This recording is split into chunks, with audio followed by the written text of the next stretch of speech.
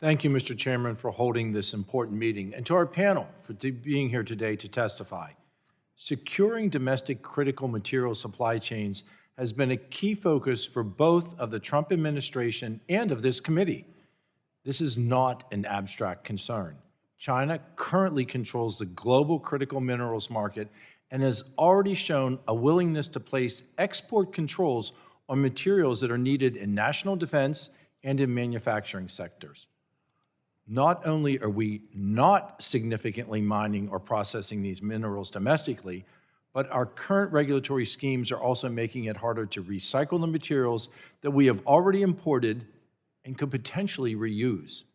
Instead of crafting regulations to keep these materials in circulation domestically, the current framework often pushes the recovery of these materials right out of the country, only to be sold back to the United States again. Failing to update our regulations to address this issue has both economic and national security ramifications. We need to work toward a regulatory scheme that acknowledges the reality of how important certain materials and chemistries are to U.S. interests.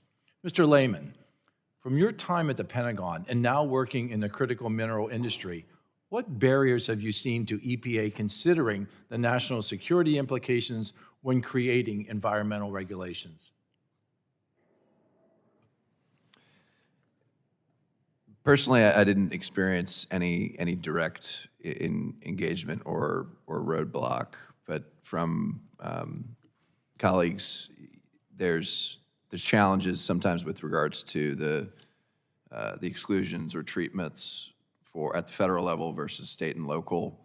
But for the EPA, I think there's a need to continue to look at legislative reforms, but also faster priority regulatory tracks that these projects can take, so that there's clarity around the requirements and the timelines to provide certainty for timeline to execution. And I know there's been sponsorship coordination for specific projects already with regards to that, and applying Fast 41 to those. That makes a lot of sense to me, but all for any other additional reforms or regulatory changes at the EPA that would facilitate market speed for going through the permitting and regulatory process. Mr. Gubkin, earlier you talked about the life cycle of batteries and how the batteries and the parts that we need, the critical materials that we need, are imported, and we utilize those, and then they leave our country only to be imported again. Can you discuss how the reuse and recycling goals of the Resource Reuse and Recovery Act of 1996 are hindered by EPA's continued presumption of batteries as hazardous waste, putting the burden on recyclers like you to prove otherwise?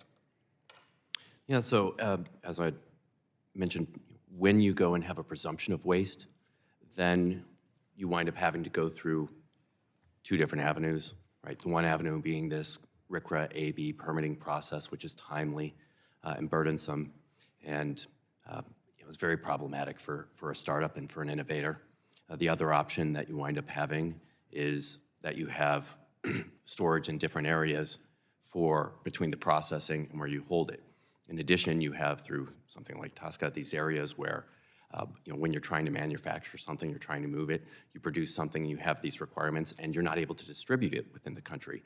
So all these wind up combining and saying, we don't want to really have the materials here, it doesn't make sense. And it all pushes things so that you move it out. It does not make sense. I agree with you completely. And as we see those materials go right out of our hands, returning to our adversaries, only to be purchased back again, the recycling of batteries in that life cycle that you discuss, what should we be doing to appropriately classify regulations? And should there be additional legislation to protect and incentivize that recycling, to create that life cycle to begin and end here in the United States?